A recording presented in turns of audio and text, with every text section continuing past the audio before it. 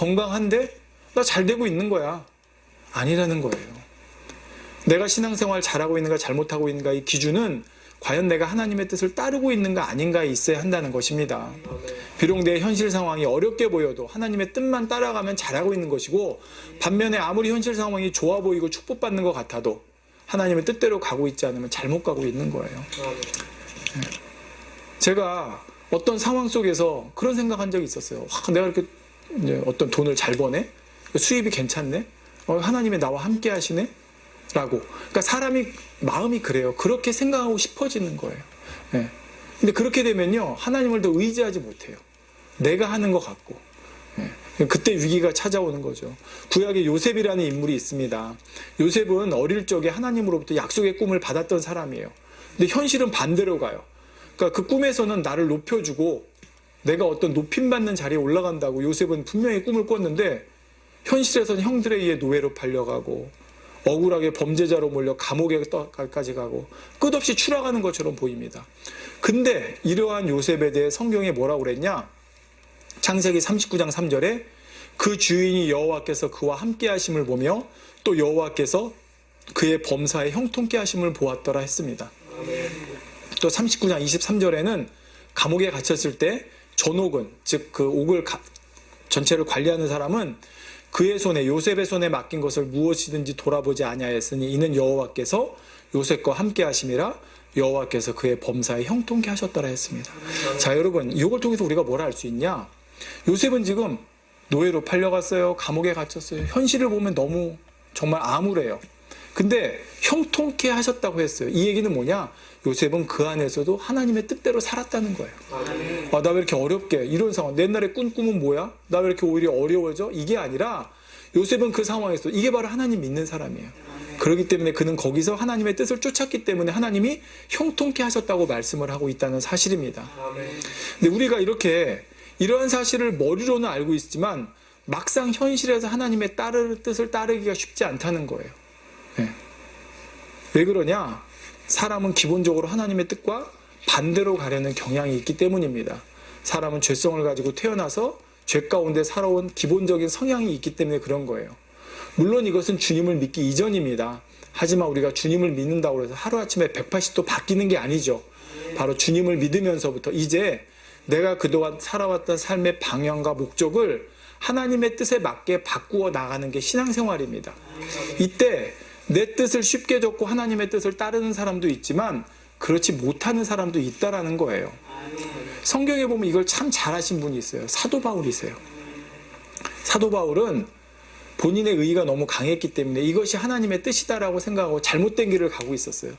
그렇지만 그게 잘못됐다는 걸 깨닫자마자 단번에 바꿔요. 근데 여러분, 이게 쉬운 게 아니에요. 정말 사도 바울은 수십 년 동안 그 유대 그 바리새인의 그 가르침, 정말 정통 바리새인의 가르침에, 그 골수적인 가르침에 찌들어 있던 사람이 어떻게 보면.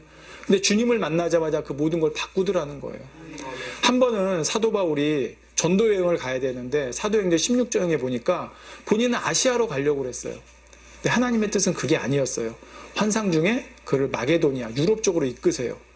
그러니까 그는 바로 하나님의 뜻을 쫓는 걸 볼 수가 있습니다. 이렇게 말씀드리면요, 대부분은 그럴 거예요. 저도 예전에 그렇게 생각했고, 하나님께서 꿈이나 환상으로 말씀해 주시는데 당연히 그걸 따르지, 누가 그걸 따르지 않을 사람 있어? 라고 하기 쉽습니다.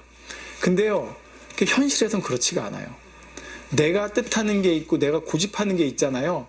하나님께서 설령 환상이나 꿈으로 나타나셔도 잘못 들은 거 아니야? 잘못 본 거 아니야?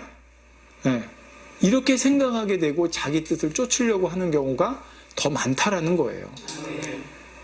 여러분 한번 잘 생각해 보세요. 사도 바울은 기본적으로 이게 하나님의 뜻이다라는 걸 알면 따를 사람이었어요. 그러니까 아버지가 이렇게 역사해 주신 것이지, 저도 하나님의 이것이 뜻이다라고 따를 준비가 되어 있으면요, 아버지가 꿈으로든 환상으로든 얼마든지 역사해 주세요. 근데 준비가 안 돼 있으면 알려주셔도 안 따르면 뭐가 돼요?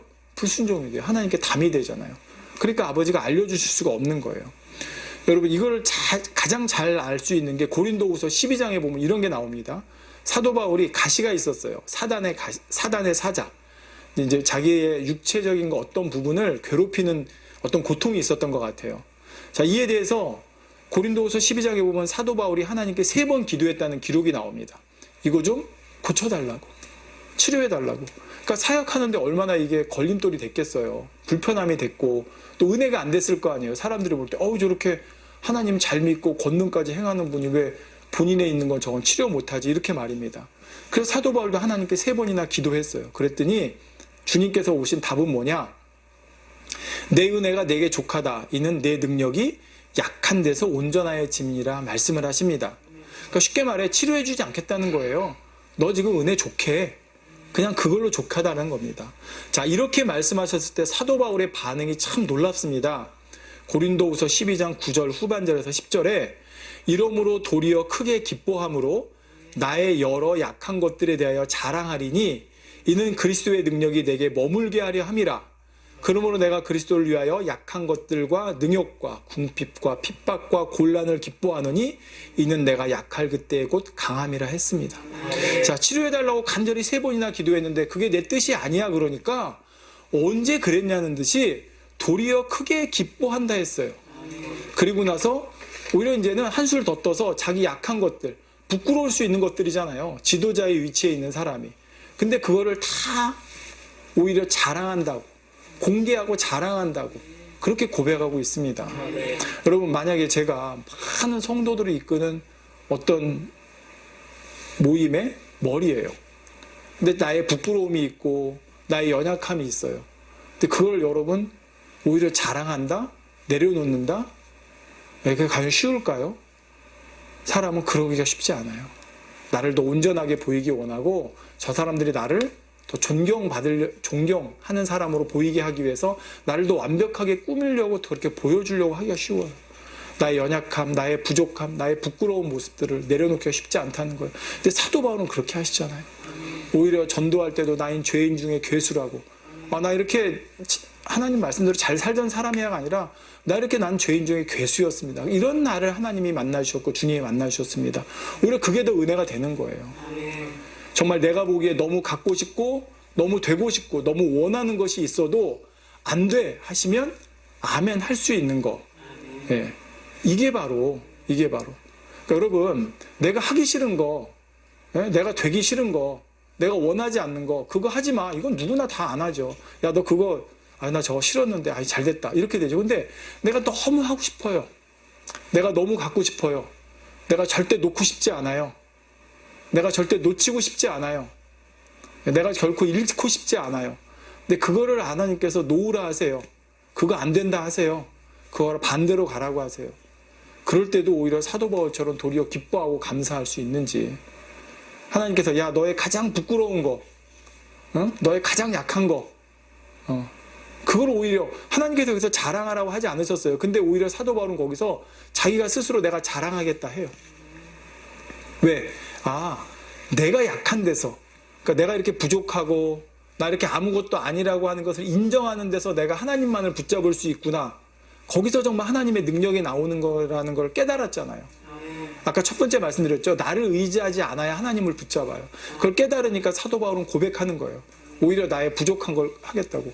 그러면 사람들이 사도 바울은 저래 할까요? 아니에요. 야, 저렇게 부족했던 분도, 저렇게 부끄러웠던 분도, 저런 모습이 있는 분도 하나님이 쓰시는구나.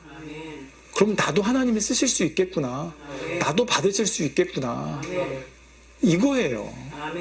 근데 사람은 그렇게 생각하지 않아요. 내가 온전해 보이려고 그러고 날 감추려고 그러고. 그거는 하나님도 속이는 거고 사람도 속이는 거죠. 성도 여러분, 우리가 하나님의 뜻을 따르겠습니다. 당연히 누구나 다 기도하고 누구나 다 그렇게 되기를 원할 것입니다. 근데요, 아까 앞에 말씀드린 요셉이 있잖아요. 여러분, 요셉이 훗날에 그 형들을 만나요. 자기를 죽이려고 하고 노예로 팔았던. 여러분 한번 생각해 보세요. 나를 죽이려고 해서 정말 이 고생을 하게 만들었던 원수예요. 그럼 그 형들에 대해서 어떤 마음을 가질까? 한번 생각을 해보시기 바랍니다. 우리는 결과를 다 알고는 있지만 정말 나를 그 상황에서 구덩이에 던지고 노예로 팔고 그래서 내가 20여 년 넘는 세월을 17년이라는 세월을 고생하게 되고 그런 상황들을 맞이했을 때 그 원수가 됐던 그 형들을 만났을 때 어떤 마음이 될까? 근데 요셉은 여기서